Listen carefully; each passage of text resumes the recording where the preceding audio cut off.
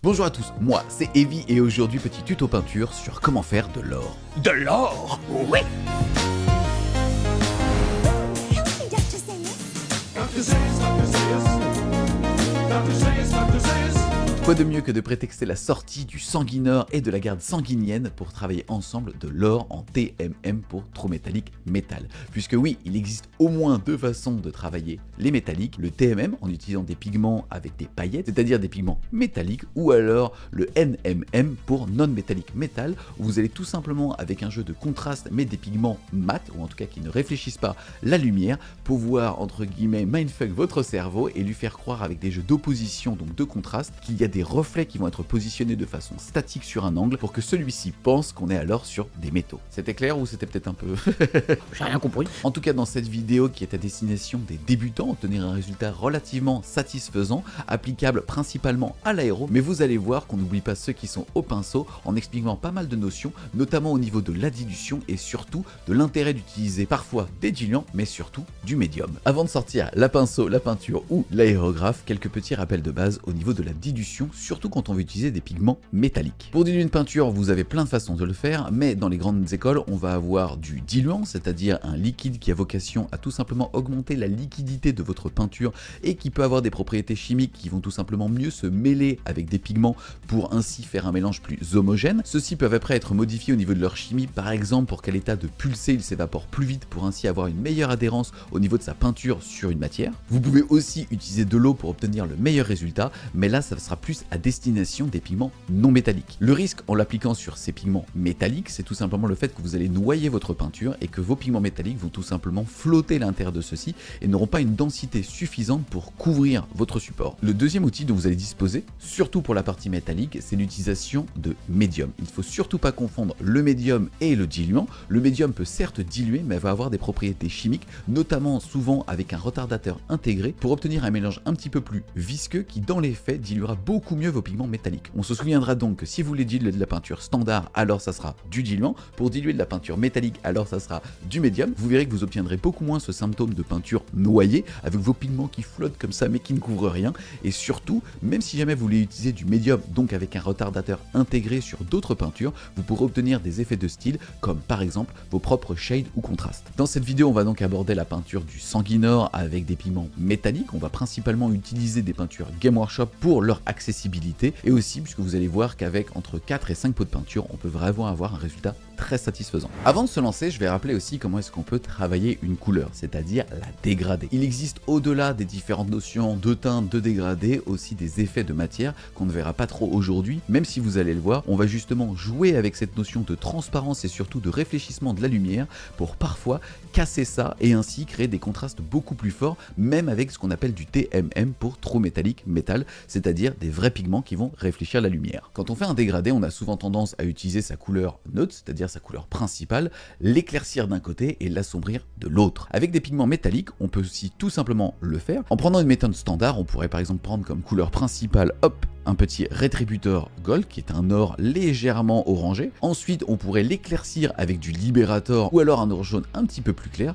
Et enfin, l'ombrer avec tout simplement l'équivalent d'un bronze. Tout comme si on voudrait par exemple travailler un rouge, on aurait rouge, orange et par exemple violet pour l'ombrer. Ça nous permettrait de respecter un protocole standard. Ici sur l'or, surtout au niveau du True Metallic Metal, c'est-à-dire des pigments qui vont réfléchir la lumière, on va aussi pouvoir se servir d'autres couleurs pour venir notamment au moment de l'ombrage ou même au moment de l'éclaircissement, mais en tout cas pas au niveau de la zone neutre, tout simplement utiliser des pigments non métalliques pour que la lumière s'accroche à cet endroit-là de façon statique et qu'on ne soit pas dépendant d'un angle de la lumière. Pour la méthode d'aujourd'hui, c'est exactement ce que je vais vous proposer. Je vais tout simplement utiliser une couleur médiane, ça sera tout simplement mon point de repère et ça sera le Retributor Armor. Ensuite, je viendrai l'éclaircir avec mon Liberator Armor qui va me permettre tout simplement au niveau des points de lumière d'avoir un or un petit peu plus jaune, voire un petit peu plus blanc. Et enfin, je ferai même des arêtes avec un mélange 50-50 d'aluminium, c'est-à-dire d'un argent très clair, avec le Liberator. En opposition pour l'ombrage, je partirai donc de mon Retributor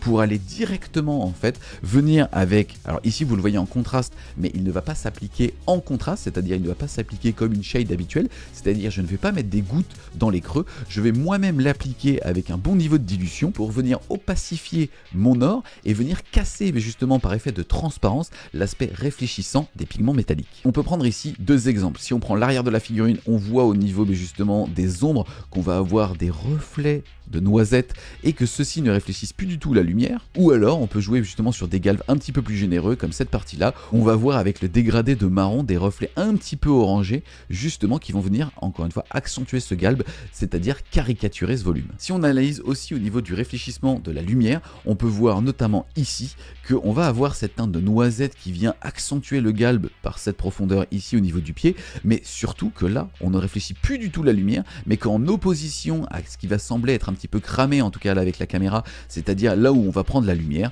justement un dégradé très très fort, mais qui paraît naturel en tout cas pour le regard, puisque celui-ci est disposé sur des angles qui pour votre esprit sont naturels. On est donc ici finalement à mi-chemin entre un trou métallique métal et un MMM, même si on va pas jouer sur des oppositions de contraste fort sur des volumes précis, mais plutôt sur des volumes faciles, tout simplement pour aller choper la lumière là où ça va flatter la figurine. On passe donc à la première étape de la peinture sur sa figurine. Là, moi, je vais tout simplement la sous-coucher avec du rétributeur gold à l'aérographe.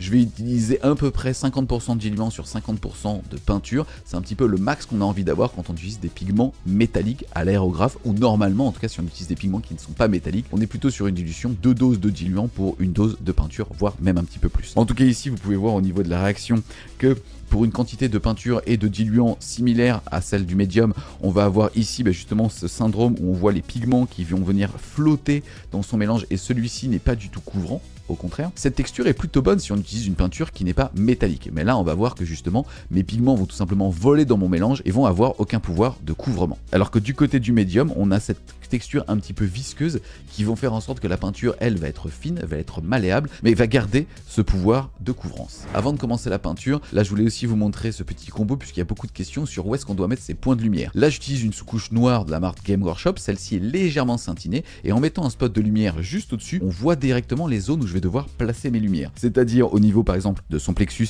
qui est juste ici, au niveau aussi des reflets des petits abdominaux. Ça fait que si là je prendrai une photo, ça sera aussi ma feuille de route par rapport aux zones d'éclaircissement naturel. C'est parti, j'ai donc 50% de diluant et 50% de peinture directement dans mon aéro. Celui-ci est réglé à peu près à 2 bars puisque je veux tout simplement que mon aéro ne se bouge pas et donc je veux avoir une forme de latitude sur son utilisation. Et comme on est sur de la sous-couche, j'ai pas besoin d'être précis. Je vais donc appliquer une couche homogène de peinture. Petit tricks aussi, vous pouvez appliquer ça sur une sous-couche noire brillante et vous verrez que votre or sera encore plus flatteur.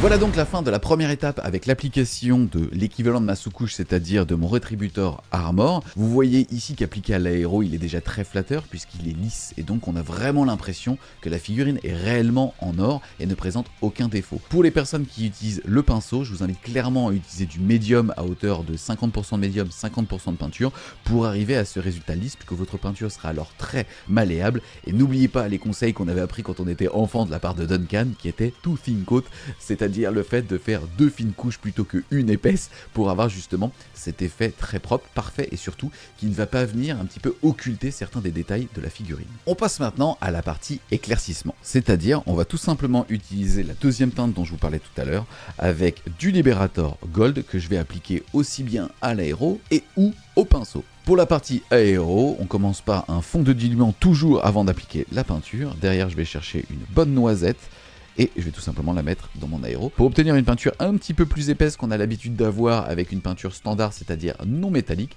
Mais comme là je suis pas à 1,5 bar, je suis bien à 2 bars, alors ma peinture, vous allez le voir, va très très bien se manipuler. Le but est aussi de, même si on est sur du pigment métallique, donc on va avoir l'impression que celui-ci est un petit peu plus lourd, de toujours l'appliquer de façon douce sur sa figurine. Pour comprendre un petit peu le voile que je cherche à obtenir, c'est tout simplement celui-là. Ou avec des passages successifs, vous allez voir les paillettes venir se déposer à certains endroits, mais de façon assez précise. Je vais tout simplement faire un dégradé zénithal, c'est-à-dire logique par rapport au sens du soleil, en venant sniper certaines parties, notamment celles où si on reprend la photo qu'on avait prise tout à l'heure de noir, puisque la peinture était satinée et réfléchissait aussi notre lampe comme guide de savoir où je vais placer mes points de lumière.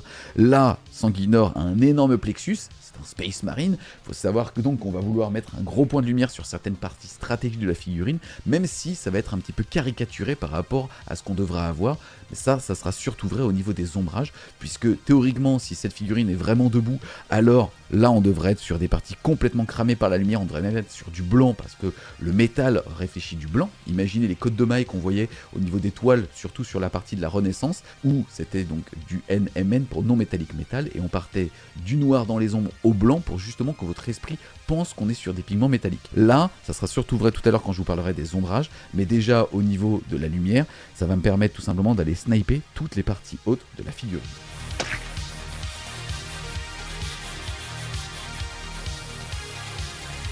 Là, on va pouvoir aussi se faire plaisir, c'est par exemple sur des parties très galbées comme le petit réacteur dorsal.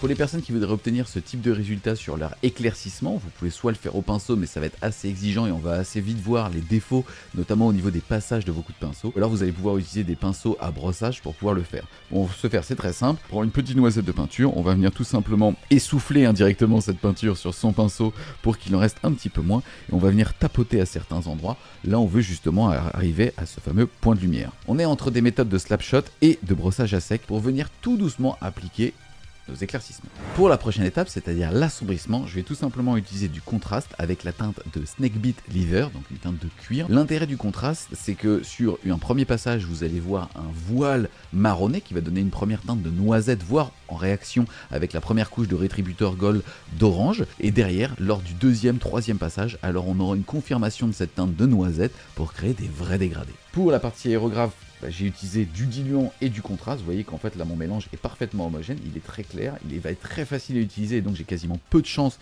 de boucher mon aérographe. Ça va donc, en rappel à la vidéo sur la formation aéro que je remettrai en description pour les personnes qui ont besoin d'un petit rappel, qui est que comme ma peinture est très diluée, mon aéro ne va pas se boucher et donc je vais pouvoir énormément baisser ma pression pour gagner en précision et en débit de peinture. Pour illustrer mon exemple et surtout les teintes que je vais envoyer sur ma peinture, on va prendre tout simplement cette petite botte latérale.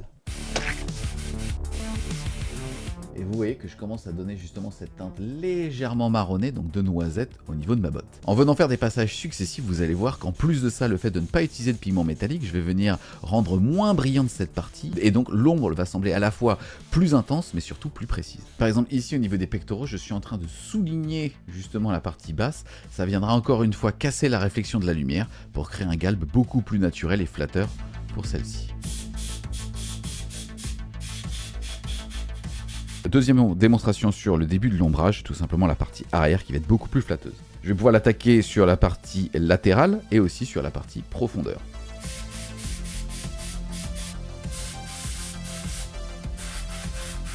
On va appeler ça la première teinte d'ombrage de Snakebit Leather et on va pouvoir tout simplement accentuer les ombrages pour aussi venir casser cet aspect réflexion de la lumière. Là on va en avoir besoin ou là on va avoir envie de galber certaines parties de la figurine. Encore une fois, je vous le disais tout à l'heure, on n'est pas obligé de respecter la logique de la proportion de la lumière. On peut, si on le souhaite, créer des dégradés beaucoup plus forts à certains endroits. Ça va nous permettre potentiellement de ce qu'on appelle caricaturer un volume.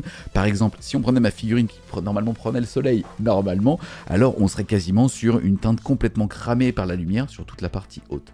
Là, on choisit volontairement justement de la surombrer pour accentuer ce galbe au niveau notamment du réacteur dorsal. Je vais donc tout simplement venir appliquer des deuxièmes teintes de peinture.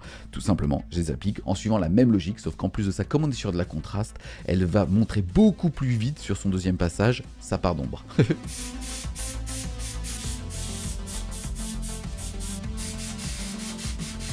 On passe maintenant à la partie un petit peu pinceau, soit pour les personnes qui n'avaient pas d'aéro et qui veulent arriver à cette étape-là, soit pour les personnes qui ont un aéro, mais on va aller chercher de la finition pour encore une fois contraster plus sa figurine, notamment dans les creux. J'ai donc 50% de médium, 50% de contraste sur mon pinceau, hop, je le mélange sur ma palette, et le but en fait est d'avoir une peinture qui va être malléable et qui je vais pouvoir justement manipuler par transparence. Ça va me permettre notamment d'aller chercher tous les petits creux qu'on a dans la figurine et vous allez voir qu'en appliquant ma peinture, je vais pouvoir étirer celle-ci et donc moi-même créer la densité de dégradé que je veux. Si par exemple je viens tapoter ici et augmenter mon nombre de pigments, même avec le médium, le retardateur intégré, ça va me permettre de gagner en latitude, ou alors tout simplement en venant l'étirer, ça va me permettre de commencer à créer des dégradés. Je vais aussi chercher à flatter certaines parties, notamment les abdos ou les intercostaux. Pour les abdos, c'est très simple, je vais tout simplement venir entre mes volumes, pour les séparer. Pour les intercostaux, c'est la même chose, je vais venir souligner l'interstice entre chacune petite côtelette, mais je viendrai aussi surdiluer ma peinture pour venir commencer à l'ombrer en plus du lining.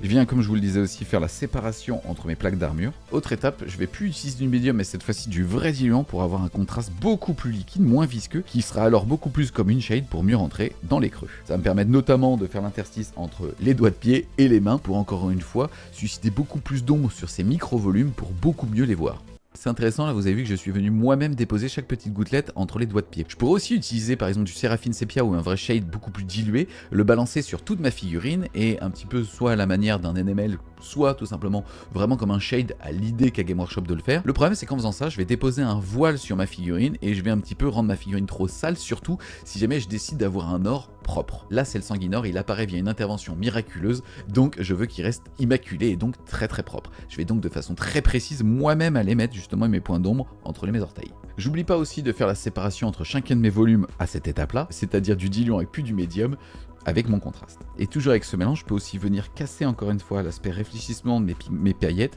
en venant dans certains endroits pour confirmer mon ombrage. C'est aussi ce que j'aurais pu faire si je n'avais pas eu d'aéro pour venir justement le faire. Là vous voyez en tout cas qu'on commence à avoir un résultat très satisfaisant au niveau de l'or, que la lumière ne vient s'accrocher que dans les parties qui sont censées le faire, puisque les parties basses, même si je retourne ma figurine, vous voyez en fait justement ne réfléchissent quasiment plus la lumière. Et ça donne l'illusion qu'au moment où on réfléchit la lumière, qu'en opposition à où là ça ne le fait pas, le galbe est encore plus présent et donc plus flatteur pour la figurine. Et si je viens passer des couches successives de cette étape-là, et ben je viens tout simplement créer des dégradés. Je peux aussi revenir avec mon aéro, faire quelques petites retouches si jamais, encore une fois, je veux accentuer mes dégradés pour accentuer la caricature de certains galbes, notamment les petites boules de l'armure, ou ici le réacteur. Dernière étape d'ombrage, je vais tout simplement rajouter une noisette de noir dans mon marron et aussi un petit peu de diluant, histoire d'avoir une peinture encore plus diluée pour que je puisse y appliquer un dernier voile de marron quasiment noir, justement dans certains aspects et venir encore une fois casser complètement l'aspect réfléchissement de certains pigments. Pour vous montrer sur le papier, la teinte que je cherche à obtenir est celle-ci.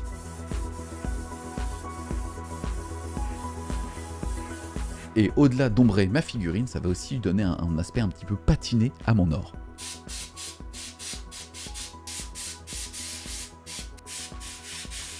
Dépendamment de mon niveau de confiance avec moi-même et mon aéro, je vais pouvoir l'appliquer notamment au niveau des abdominaux. Je peux aussi m'appuyer sur certains angles de la figurine, notamment ici, vous avez vu le petit renfort, pour faire en sorte que, au pire, ça aille à l'intérieur du creux et que ça vienne se diffuser au niveau des abdominaux. Très intéressante sur cette partie-là du mollet, puisqu'on voit vraiment toutes les teintes que j'ai utilisées, c'est-à-dire qu'on voit entre guillemets le noir en dessous, on devine ensuite le snake bead qui était un petit peu cramé parce qu'il y a eu un passage successif de teintes, et on voit cet aspect un petit peu noisette qui remonte au niveau justement du reflet, et derrière on voit l'or entre guillemets jaune patiné du Liberator Gold. À l'aspect inverse, ici je suis en train justement d'ombrer ma partie noisette pour encore une fois créer un galbe plus fort et plus flatteur sur ce volume-là. Enfin, je vais venir faire certains éclaircissements pour vraiment accrocher la lumière. Là, je prends mon Liberator quasiment sorti du pot pour que celui-ci soit malléable. Et c'est moi-même qui, au niveau justement de la pression que je vais appliquer sur mon pinceau et son réservoir, je vais pouvoir tout simplement revenir dessiner mes vrais points de lumière qui, eux, vont de nouveau accrocher la lumière. Même chose sur chaque partie que j'ai envie de flatter, notamment les abdominaux. J'en profite aussi pour faire un début de Edge Highlight, sous-entendu, de venir faire tous les liserés sur ma figurine, où là pour le coup comme je suis sur le Liberator, je peux me permettre d'être un petit peu généreux, puisque finalement ce n'est pas encore la teinte maximum d'éclaircissement pour les arêtes au niveau de leur lumière. Et même finalement dans les ombres au niveau des côtes, vous voyez ici que je viens de surligner certaines parties qui vont venir accrocher la lumière, pour encore une fois avoir une forme de logique par rapport à mon ombrage, mais si jamais je peux flatter la figurine sur certaines parties, je vais le faire. Dernière étape d'éclaircissement, tout simplement du Mithril Silver ou de l'aluminium mat que je vais venir tout simplement faire en 50-50. Ça va me donner ce genre de teinte ici, donc d'or très patiné, uniquement pour mes dernières arêtes, et petits points que je vais disposer à gauche à droite pour obtenir des reflets. Ça va être l'arête de l'arête. Exemple, ici vous voyez que j'avais déjà appliqué sur cette petite arête là du Liberator Gold, mais je vais venir mettre sur l'angle de l'arête, ici, petite teinte, qui va venir encore plus justement flatter ma figurine pour donner des reflets à cet angle-là. Et voilà donc l'effet que vous devriez obtenir en termes d'ombre, où on voit ici par exemple une partie très flatteuse de la figurine, sa genouillère, où on voit limite des reflets de blanc grâce au fait qu'on utilisait de l'argent, et limite une partie quasiment noire, voire marronné noir sur la partie basse de la figurine, qui vient même plus réfléchir la lumière, et qui vous assure d'avoir, quelle que soit l'exposition de celle-ci, un aspect très flatteur. Ce que je vous propose maintenant, c'est en accéléré, vous montrer tout simplement les différentes étapes et surtout les peintures que j'ai utilisées, si vous voulez obtenir le même résultat pour finir votre figurine.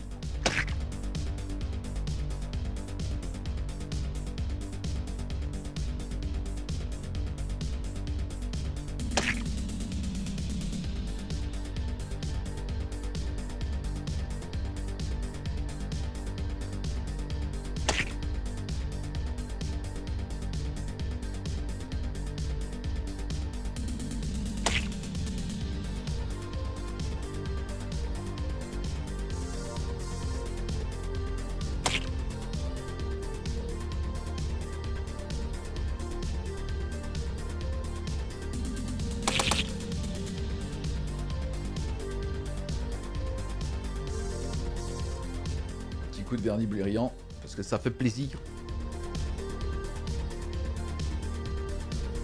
On est pas mal, hein? On est pas mal, ça commence à taper, hein?